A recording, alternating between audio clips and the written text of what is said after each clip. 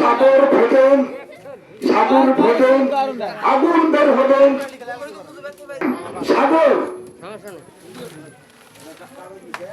সারা পৃথিবীটা সাগরের ন্যায় হয়ে যাবে। আর মিঠা পানি এবং মিষ্টি পানি, নোনাক্ত পানি মেশাকার হয়ে যাবে, সেদিন সব উলটপালট হয়ে যাবে। এবং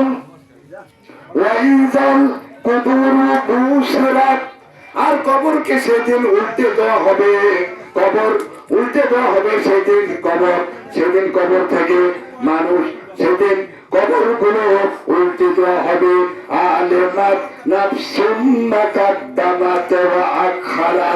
আর মানুষেরা সারা জীবনে কি করেছিল কি না করেছিল, ভালো মন্দ ইবাদত বন্দী কিরকম করেছিল, সব আমল কিয়ামতের দিনে তারা সেদিন বুঝতে পারবে। বলেন সুবহানাল্লাহ। কি করেছে আর কি করে নাই সেই দিন সব সেদিন জানতে পারবে। বলেন সুবহানাল্লাহ।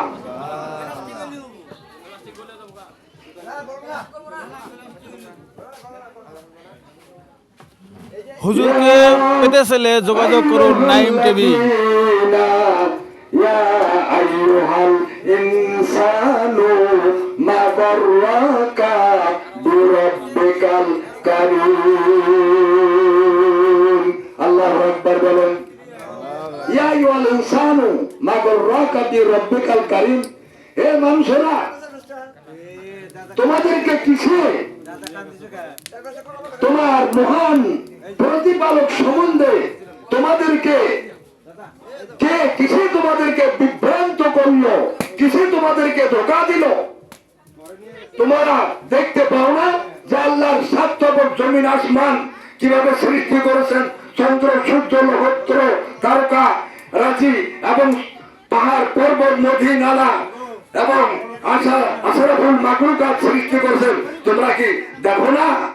আর এই মহান আল্লাহ তাআলা সম্পর্কে তোমাদেরকে কে তোমাদেরকে বিভ্রান্ত করলো? তোমরা আল্লাহ আদেশ নিষেধ হুকুম আহকাম আল্লাহর আইন কানুন কেন তোমরা মানতেছো না? সুবহানাল্লাহ বলেন। তোমরা কেন, তোমাদের কিসে তোমাদেরকে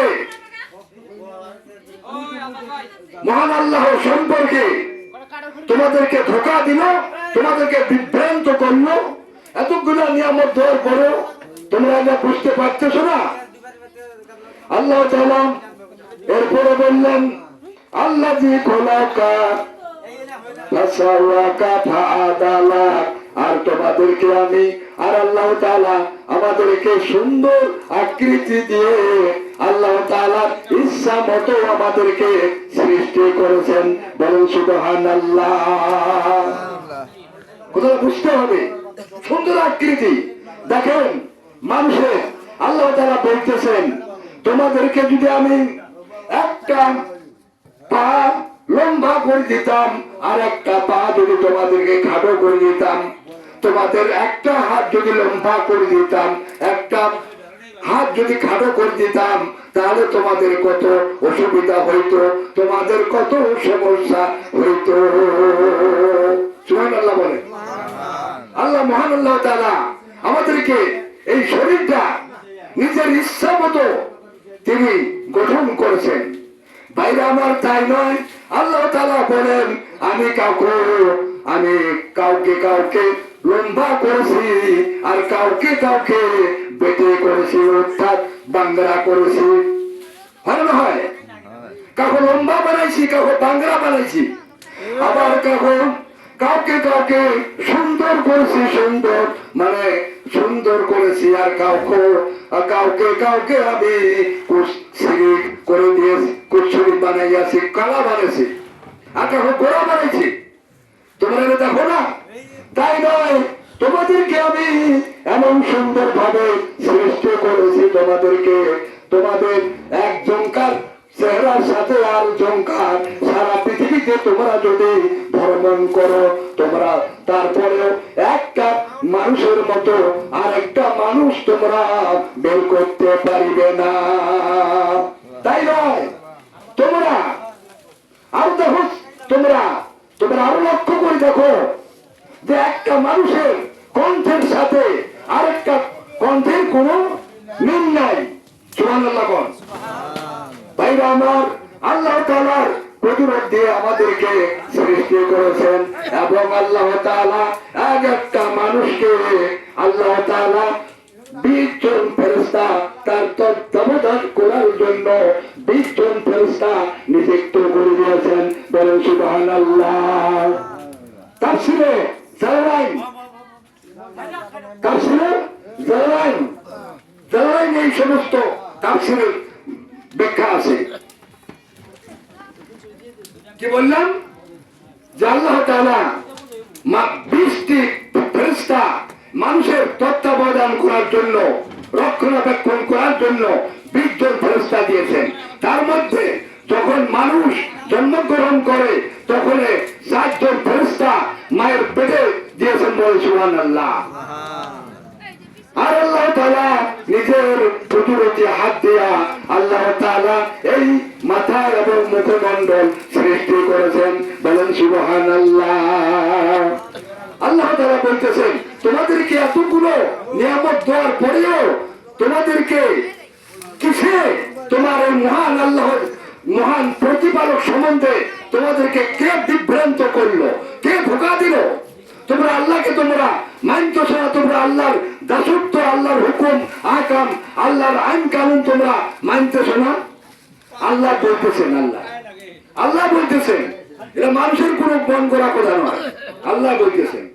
এরপরে আল্লাহ তাআলা বললেন সংক্ষিপ্ত তাফসীর, আল্লাযী খলাকা কাফাসাওয়া কাফা আদালাক।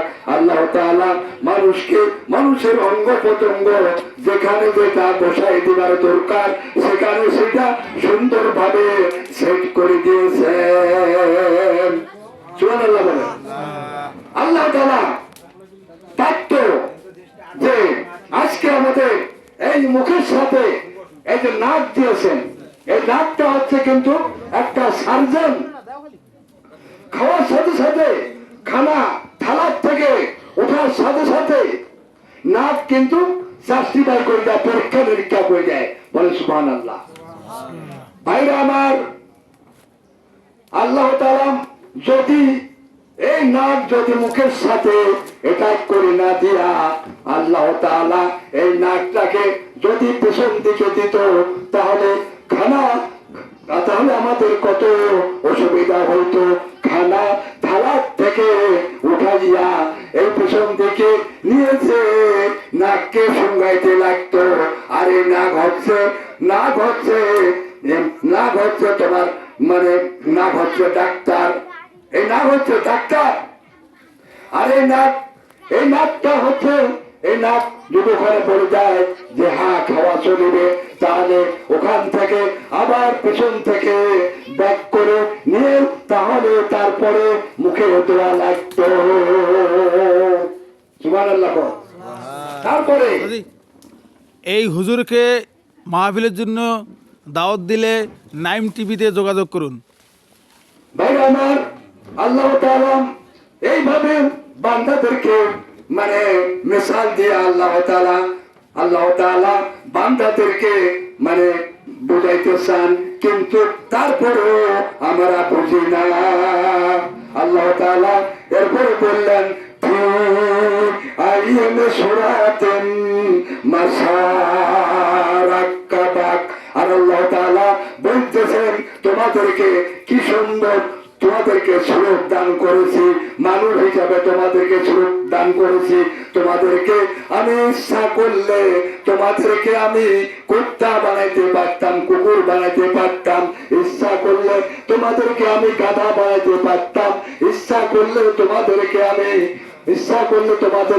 শুকর বানাইতে পারতাম, ইচ্ছা করলে তোমাদেরকে আমি বানর বানাইতে পারতাম। ঠিক না বুঝি? এটা তাফসীরে আছে, একটাও মিথ্যা কথা বা একটাও অন্য কথা বলবো না, যেটা তাফসীরে আছে সেটাও বলিব। ভাইরা আমার, এখানে বললেন